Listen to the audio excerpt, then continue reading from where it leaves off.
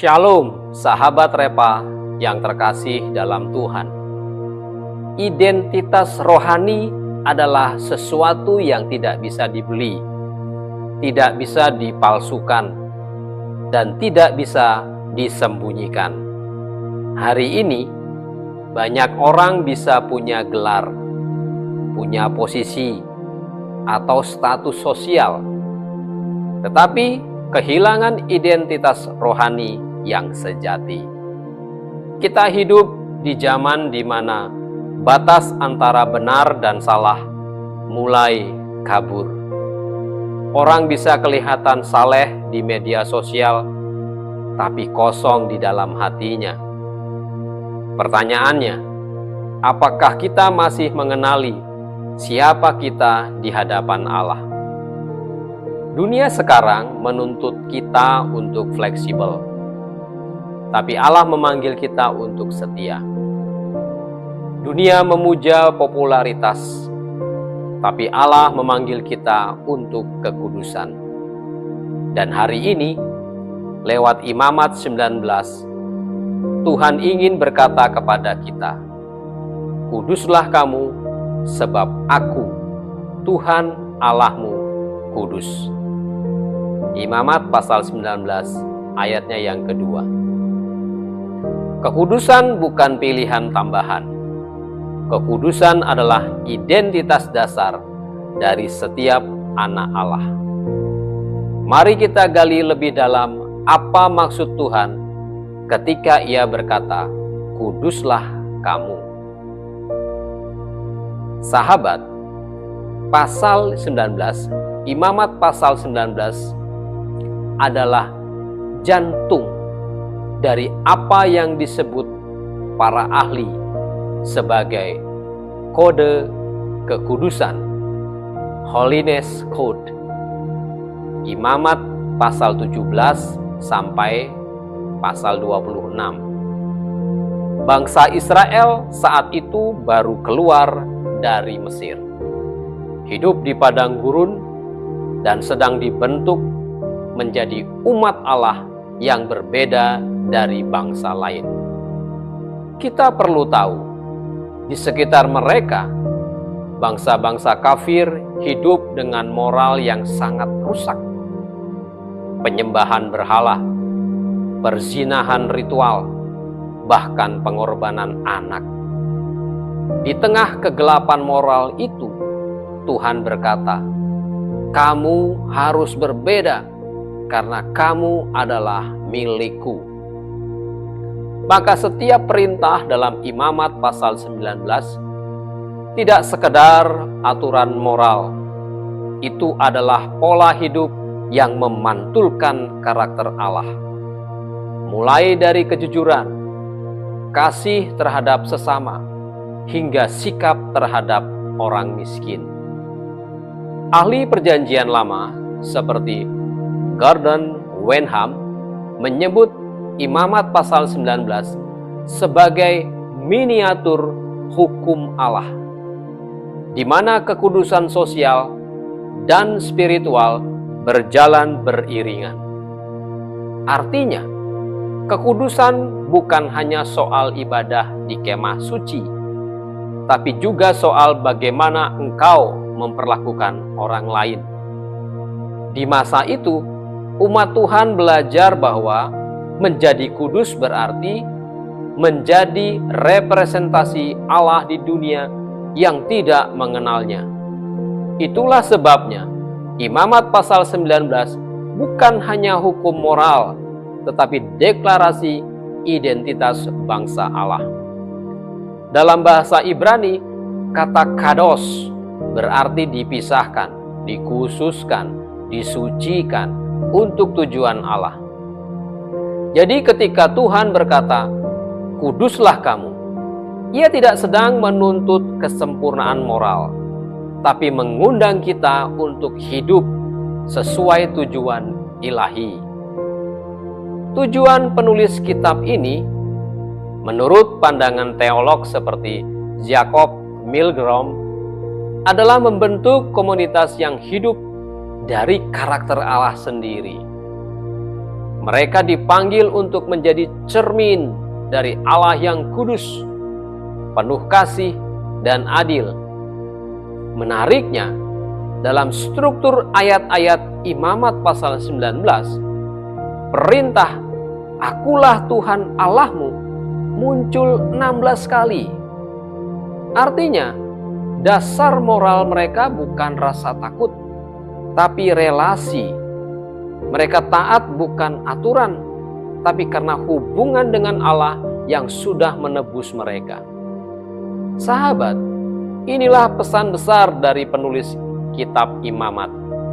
Kekudusan bukan beban hukum, tapi respon cinta terhadap Allah yang sudah menyelamatkan. Mari kita lihat 3 ajaran teologis yang lahir dari pesan besar Imamat pasal 19 ini. Yang pertama, kekudusan adalah identitas, bukan pilihan. Kita tidak dipanggil untuk menjadi kudus supaya diterima Allah, tetapi karena kita sudah menjadi milik Allah. Tuhan Yesus berkata, "Kamu adalah terang dunia." Injil Matius 5 ayat 14. Bukan akan menjadi terang, tetapi sudah menjadi terang. Identitas kudus berarti hidup kita membawa terang di tempat kerja, di rumah, bahkan di media sosial. Kita tidak hidup untuk berbeda agar dilihat, tetapi berbeda karena kita dikenal oleh Allah. Yang kedua, kekudusan adalah kasih yang nampak.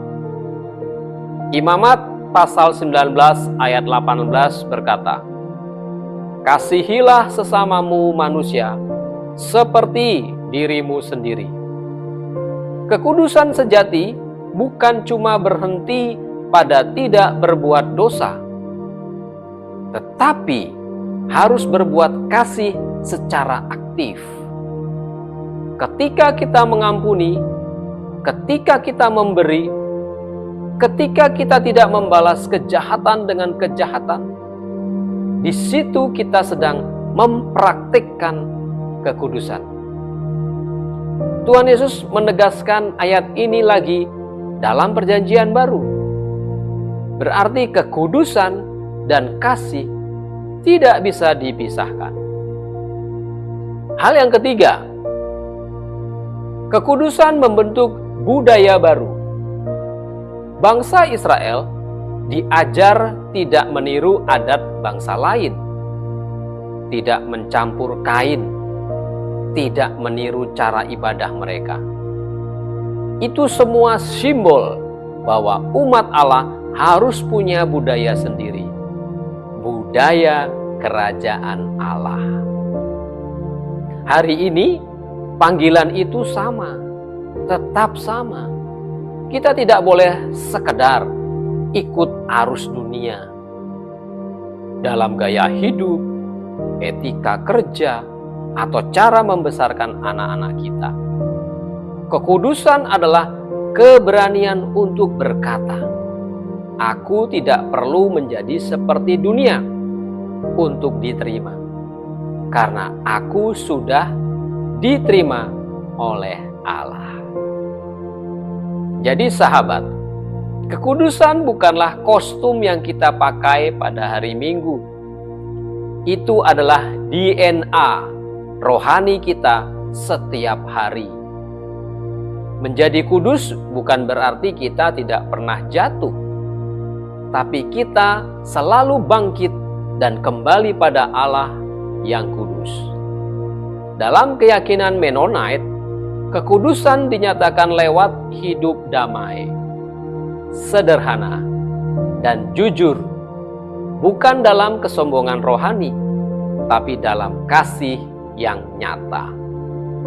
Tuhan tidak sedang mencari orang yang sempurna, tapi orang yang mau berkata, "Tuhan, bentuk aku menjadi cermin-Mu di tengah dunia ini." Sebuah kalimat inspiratif, reflektif bagi kita.